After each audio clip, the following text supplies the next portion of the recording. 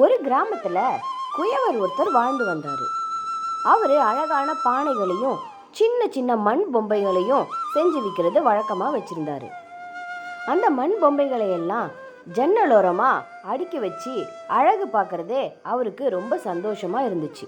ஒரு நாள் அந்த வில்லேஜில் இருக்க குட்டி பசங்க எல்லாரும் இந்த குயவரோட வீட்டுக்கு வந்தாங்க.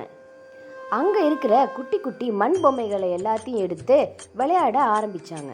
அப்போது ஒரு குட்டி பொண்ணு கையில் வச்சுருந்த மண் பொம்மை கை தவறி கீழே விழுந்து உடஞ்சிருச்சு.